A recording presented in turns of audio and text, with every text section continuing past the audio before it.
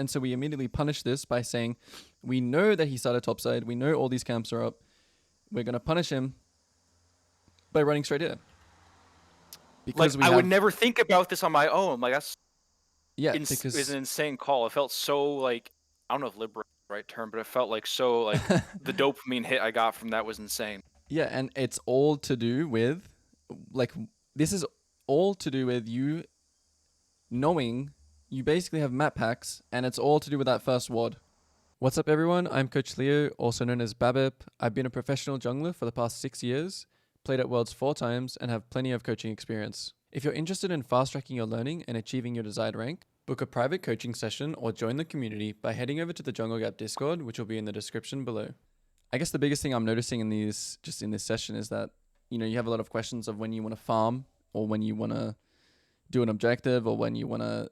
It's that thing that most junglers have is, when do I want to farm and when do I want to impact things? The lane, right. And there's always a correct play. There's always I'm going to do my camps until an opportunity arises, and I need to see and have good map awareness to recognize when those stacked waves happen, right? I need to have good awareness. So a really, really, really good jungler, I'm telling you back here, a really good jungler will already see this stacked wave and this. Okay, so he'll be on Krugs right now, right? And He'll be on looking Krugs top. and he'll be looking top because he knows that he's coming here out of base, and he knows that. Oh, so it's like understanding where I'm if I can. Yeah, I need to like. Yeah, it's planning. It's planning ahead. It's planning 30 seconds in advance. So Gotcha. you already know. Okay, so we know exactly where Shyvana is because we have map hacks because of the early ward. So we know he has two options. He just took this, and now he's either crossing back to here and to here, or he's taking this and he's basing and running here. So those are his two options. So we know that. And now we're going to pan our camera top, and we're going to see this big stacked wave, and we're going to see Riven is low HP. And so now we're starting to create a plan, right? We're even creating a plan all the way back here when we're doing our Krugs. So it's not about looking at what's happening now. Oh, maybe I could gank bot. It's about planning what's going to happen within the next 30 seconds on the top side. Okay. Put that down. I'll have some notes for you as well about all these things after, and you can also access this. I'm recording the review and the game. So that'll awesome. Thank you. Access to all of that as well. And so this is kind of just like the perfect, flowing game. You see, League should kind of feel like it's effortless. Like, like I'm it's just flowing. making decisions. Exactly. Yeah. Obviously this was, I wouldn't say this is an easier game. Obviously you have winning top, bot is just farming, mid's not inting.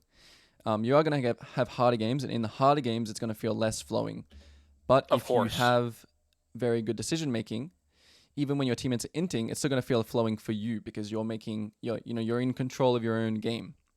You're not going to get affected by people inting. Your mid lane's inting. You're not going to gank mid because you feel like, oh, like this guy's, that's a lot of players and junglers get sucked into, right? They're trying to emotionally help their laners, whereas you need to just keep your lane. Keep your game plan, and whatever happens, over 100 games, if you make the correct decisions, you're going to win most of them, even if you have some inting games, some inting teammates in some games. If I could add to that for a second, the reason I like Yi is that he's a character that, first off, I'm comfortable. But when Yi's ahead, I feel like I'm in the driver's seat and I can dictate the state of the game, because now I'm a huge threat that I'm able to have my own agency to either, if I want to take objectives, I can do that. If I can dive, I can do that. Yeah. Invade, he can do. Yi is an insane climbing champion, especially if you're a one trick, because no one else knows how much damage you do and the limitations of your champion. So it is an insane climbing champion. The only downside of Yi is that you run into some draft scenarios. Probably as you get high elo. Yeah. Probably as you get high elo, people start understanding how to counter him better. But yeah, for the reasons that you just said, he kind of can do the job of being the driver in solo queue. And so that's another reason why you should never die for your teammates, anything like that. You always want to make, in your your mentality should be, I'm way better than all my teammates. I'm going to make the I'm decisions. going to be the one that climb. I'm going to be the one winning this game. Exactly. I don't care if he's pinging top. I know that that's the wrong play. I'm going to do dragon instead, for example. And that's what I feel like I lack, is that I don't have like full 100% confidence in my own like calls to know that like what I'm doing is 100% correct. Yes. And that's something now that, you know, hopefully I can open your mind to, is that when you review a game, you can see, oh, like here, I could have done this because I know that the enemy jungle is not here, or I have tempo, or I have items, I'm stronger. You know, these are usually going to be the reasons why you make a decision to like do dragon. Okay. So for example, here's the reason is obviously you just killed their bot lane, and you don't want to go mid, right? Because, you know, what's worth more, a kill or a dragon? Dragon. A dragon is obviously if we're worth trying more. to scale for late game, like obviously I'm snowballing, but if we're trying to scale for late game as a comp, Drake's always better. Yeah, of course. And like, you know, this mid gank may not even be 100% because he has a pink ward there. So Right.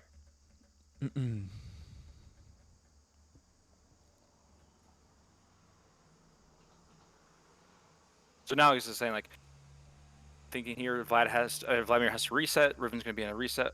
We see Shyvana's top. yeah, and so this is another reason why, again, tracking, right? So we knew he was on the top side. He did take your blue, and then he shows here.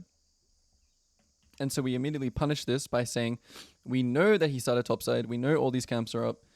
We're going to punish him by running straight here.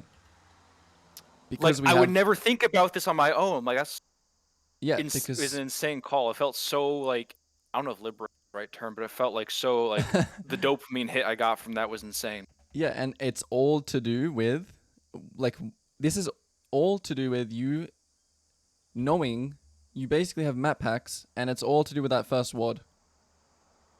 Obviously, it's Shyvana. She's like doing the most obvious full clear path ever, right? Because it's just like, it's just Shyvana. But still, knowing where she starts and being able to 100% know like where she's going and where she's going to end up being, like allows. Yeah, it's map packs, and against any full clearing jungler, it's pretty easy to do. If you verse junglers that like are ganking, a lot, you know, like Elise or Lee Sin or something, they're probably gonna be. It's probably not gonna be as easy to track them because they're gonna like do like Raptors, Ivern. gank. I can't track. I can't track Ivern. I don't know how. Like, my brain. I've tried it a bunch of times. I just can't do it. Yeah, I think if you want to learn how to track Ivern, you're gonna have to just watch Ivern VODs and see how he clears, because it's a bit different. Because he has to tap all his camps. I'll just quickly say it's basically just like 30 seconds after the usual. Because he taps his. But yeah, just watch how Ivern clears. I'm not gonna go through full Ivan's Ivan's kit right now, but yeah. And another thing here is that you get spotted by the ward, right? So after you kill this, we're gonna fake. Right. Which makes, like, in hindsight, it makes total sense, because they're gonna think, oh, this he clear a ward, but he's backing off. Yeah. I'm totally fine to go clear my jungle. Yeah, this should. Then. Yeah. Right. Yeah. So we want to play with that little fog. See that movement that you did there? That's not convincing enough. You have to be a better actor. You have to be a really good actor here and say, I'm not gonna invade you. I'm gonna just back off here. And then after that 2 second goes, we're going back. All right. And, you know, the thing about their laners having, you know, the Aurelia's about to show up here. The Riven's about to show up here. Kind of thinking about how the play is going to happen in your head. So, worst case scenario, this is the worst case scenario that can happen here. Shyvana checks instead. She's really smart. And then you're just going to leave. Okay. You probably won't even have to use flash or anything. And that's pretty much the worst case scenario. By the time their laners start reacting to you here, and Riven has to like, you've already killed her. They don't want to react. They don't want to chase you around. They like, look at Riven's wave right now, right? It's pushing out. She is never wanting to leave this unless she can get a kill 100%. So that's also how you have to think about laners leaving. Her lane isn't, it's not like her wave is here right now and it's coming in. So like say Riven's wave, say your wave, it was slow building towards her, right? And she just has some free time to do whatever she wants. Then she can leave, she can come back, get her wave. She's okay with doing that. But right now she's never wanting to leave. And right now Shyvana's never expecting you here because you faked it.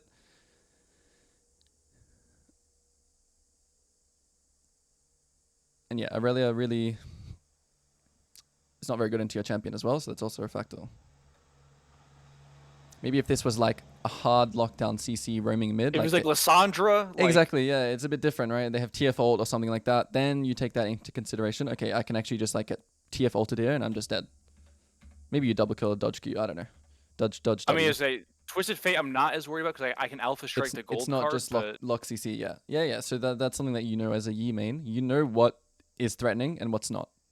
So that's another. Like Lissandra, I can't Alpha Strike point and click. Yeah, Suppression. you just can't move for it, and then she roots you, and then it's just like. Guess let's go like AFK or something. I guess. Champ doesn't do anything. Yeah, and then again on this wave, right? So.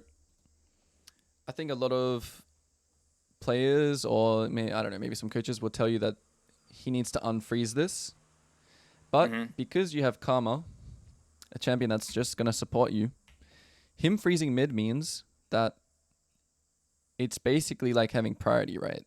Where Right. you just have priority mid now. He's gonna because of the wave's frozen at his tower. We have the lane. Yeah, the Karma's just gonna pile. come move here and just take the grubs. So this is another, freezing mid is just really not great. Obviously, it's kind of Aurelia's thing, right? Because she wants to freeze all in. That's kind of her laning win condition. But it's good to recognize that, okay, you want to freeze? I'm just going to take objectives. It's actually a good note for me. I didn't think about it that way. Like, at least when it comes to, like, because I always feel like top lane, I always have to break a freeze. Because, like, top lane, if they get frozen on, it's like the end of their lane. Yeah. Well, top lane is a little bit different because if you have, I don't know, you say you have a Riven and you're versing a Fiora, Riven kind of has to, she's not going to be happy about leaving and just doing grubs with you. She still can, but then after the grubs, you would have to like go top and then unfreeze it, for example. Right. Versus I could just help her shove the wave in, break the freeze, and then just go to grubs anyway. You could also do the opposite. You could also help her shove the wave in and then go do grubs. And she'll probably help you do grubs after that. So you're kind of helping each other, right? So freezing, you can play, even though freezes seem, it's like, oh, the enemy is like winning. They're actually not if you just play around it properly. Well, it's like with any play in League, it has a trade-off to it. Yeah, essentially, exactly. right?